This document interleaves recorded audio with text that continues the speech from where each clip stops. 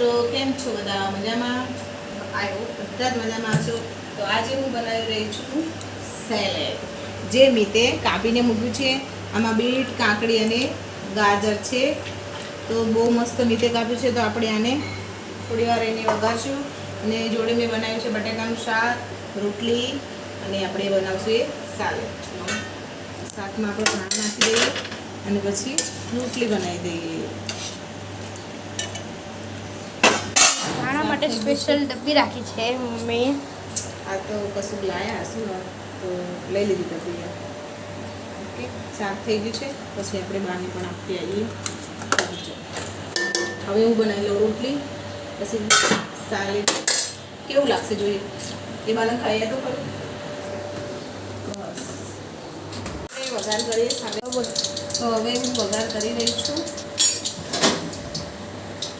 મેં આમાં મીઠું નાખ્યું છે અને લીંબુ નાખ્યું છે અને તેલ ગરમ થઈ ગયું. એમાં જીરું, હિંગ અને રાઈ આપણે આને નાખી દઈશું. થોડી વાર ગરમ કરશું. એની ઉપર વઘાર નથી પણ આ બાઉલ થોડો નાનો હતો અને મેં આમાં નાખીને થોડું મિક્સ કરી દો.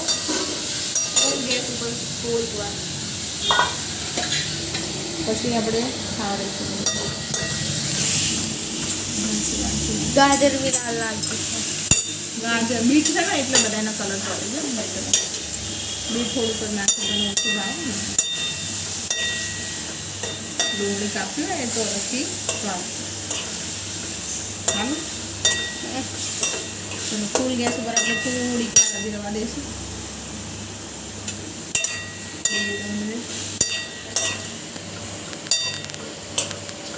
કેવું મસ્ત લાગે.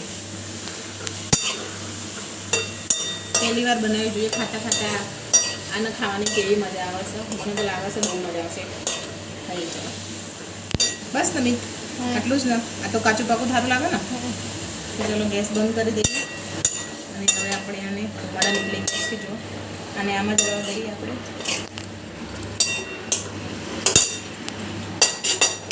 ચલો